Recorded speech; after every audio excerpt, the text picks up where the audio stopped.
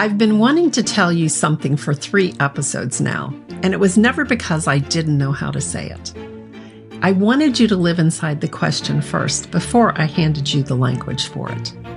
We spent the last 3 weeks on worthiness, on belonging, on visibility.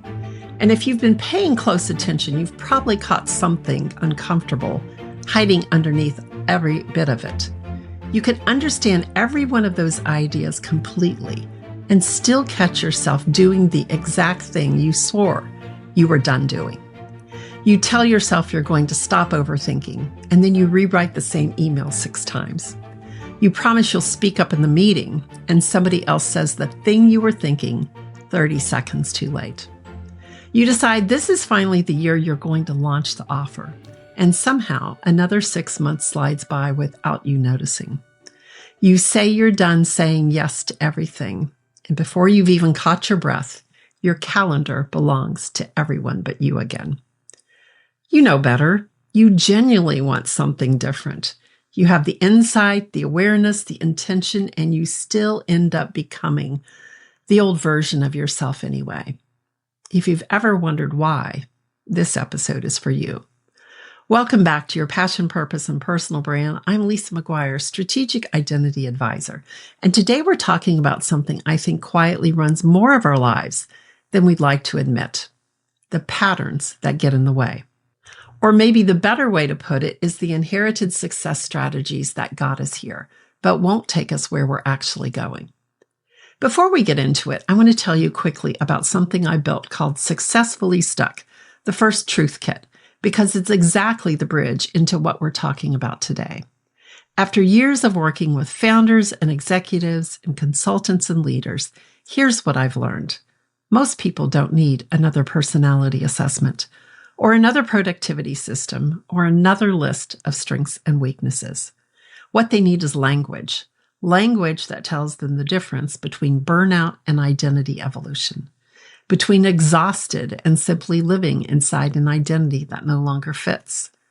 Language for the moment they realize that what they've been calling procrastination is actually fear, or what they thought was laziness is really grief, or what looks like resistance is just an old pattern trying to keep them safe.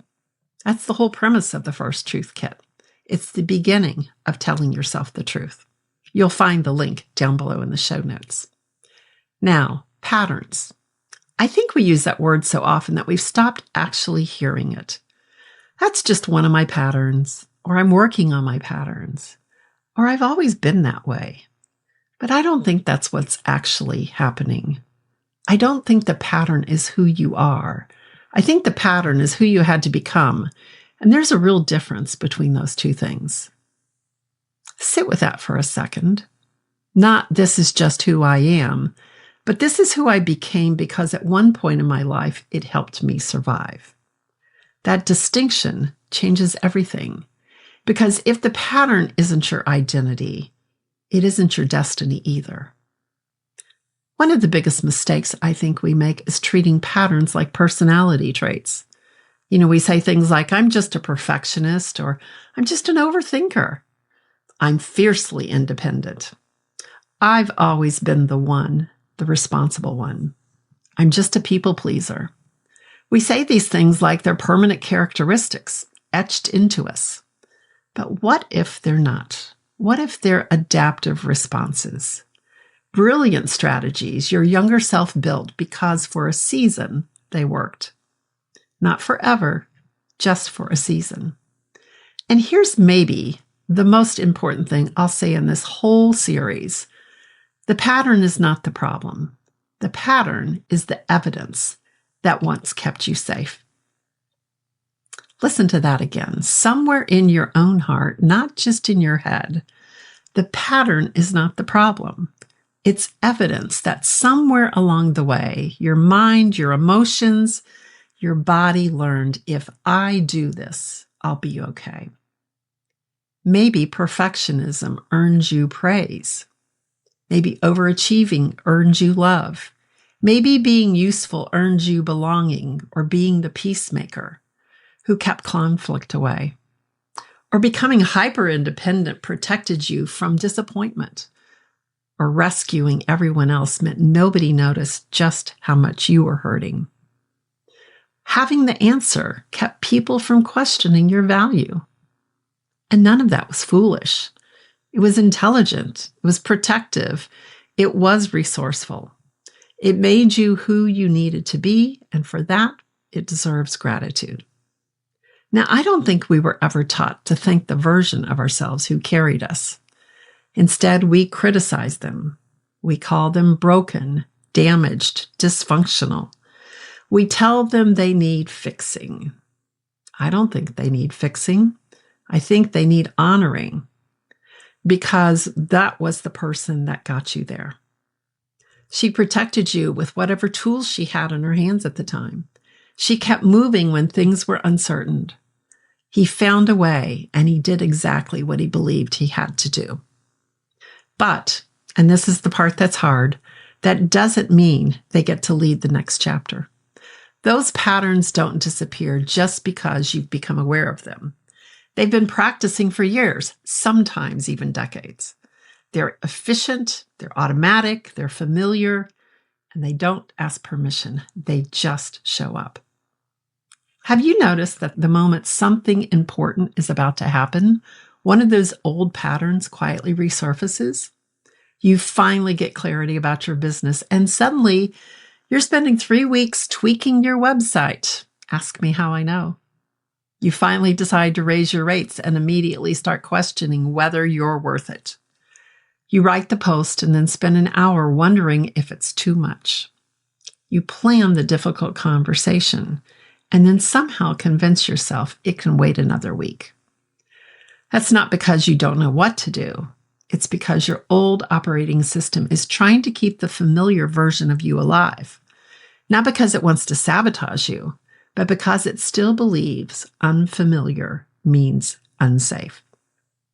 Last week, I told you a story about starting this podcast, reaching out to people who had every reason to say no, and how they all said yes anyway. And all the mistakes I made along the way, and how much my voice has changed across more than 230 episodes. Looking back now, I can see something I couldn't see then. The biggest obstacle was never my lack of experience, or my interview skills, or even my imposter syndrome. It was an old pattern, wanting to get it right before anyone saw it, reading the room, making sure everyone else was comfortable before I fully occupied my own voice. Go listen to one of my early episodes, and you'll hear someone asking careful, thoughtful questions. Listen today, and you'll hear someone willing to make a bold statement. Now, that's not because I got smarter. It was because I slowly stopped letting an old pattern decide how much of me the world was allowed to see. That's the invitation today. Not to shame your patterns, or fight them, or pretend they're not there, but to get curious about them, because curiosity creates space, and space gives you a choice. Here's something I've been noticing about myself lately. The older I get, the less interested I am in asking what's wrong with me, and the more interested I become in asking, what is this pattern trying to protect? Those are two very different questions. One is rooted in judgment, and the other in understanding. One keeps you stuck in shame, and the other opens the door to compassion. And compassion, I want to be clear, is not letting yourself off the hook. Compassion is understanding why the hook was there in the first place. Because if we never understand what a pattern was actually for, we'll spend our whole lives trying to eliminate something that was trying to help us. So let's name a few of them, not so you can diagnose yourself, but so you can recognize yourself. There's the one where every time something exciting is about to happen, you suddenly become unbelievably busy. You clean the office, you reorganize your computer, you finally answer emails that have been sitting for weeks, and you convince yourself that before you can do the important thing, you have to clear all the little things first. It feels productive, but it really is avoidance wearing a productivity costume. And then there's perfectionism. which tells you it's just high standards. And there's nothing wrong with high standards. But perfectionism isn't excellence. It's fear. Fear that a mistake will make someone question your value. Fear that if it isn't flawless, it isn't worthy. Fear that if it isn't perfect, you'll be rejected. And those are very different engines. Then there's overfunctioning. Becoming the one who fixes everything, carries everything, notices everything, and anticipates everyone else's needs before they've even spoken. People admire you for it. They tell you how they don't know you do it. They tell you they don't know what to do without you. And somewhere in there, being needed becomes part of that identity. Being indispensable becomes the thing you are. So you ask yourself, when is the last time someone carried you? Then, hyper-independence. I've got it. I don't need help. It's just easier if I do it myself. You're proud of your resilience, and resilience is real, but it can quietly become isolation. Strength can become loneliness. Capability can become a prison if you build it yourself. It's one where you eventually stop asking for support. Not because no one would help, but because needing someone started to feel unfamiliar. And the ever-popular people-pleasing, reading the emotional temperature of every room you walk into, knowing exactly what to say and how to smooth it over, becoming the emotional manager, the translator, the peacekeeper. People appreciate you for it until one day you realize you've become fluent in everyone else's inner world and forgotten your own. And there's proving. Collecting credentials, reading another book, earning another certification, and refining another framework. Not out of curiosity, but because some part of you is still trying to earn permission to speak. At some point, learning stops being growth and starts being hiding. Now, none of these began as weaknesses. They began as wisdom, situational wisdom, the wisdom of a younger version of you who said, "This works," and it probably did. It got you through. It built your business. It made you successful. It got you through hard seasons and earned you trust. It helped you belong, helped you become known. You need to honor that. But here's what I also know. The strategy that built your first mountain may be the exact thing that prevents you from climbing the next one. That's what identity evolution actually asks of us. Not to become different people, but to stop asking yesterday's survival strategy to solve tomorrow's opportunity. This, by the way, is why I think category of only goes so much deeper than positioning.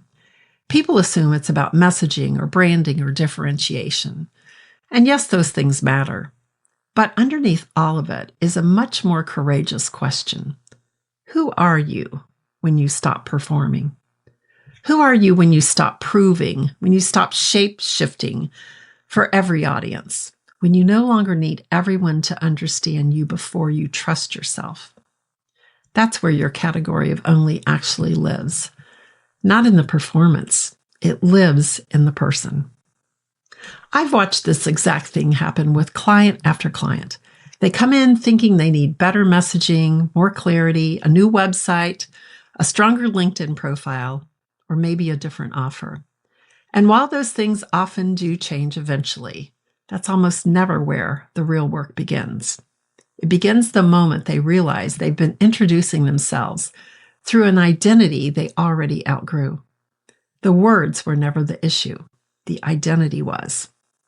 And once the identity changes, the language that follows is not perfect and not overnight, but naturally, because you're no longer trying to convince anyone of anything.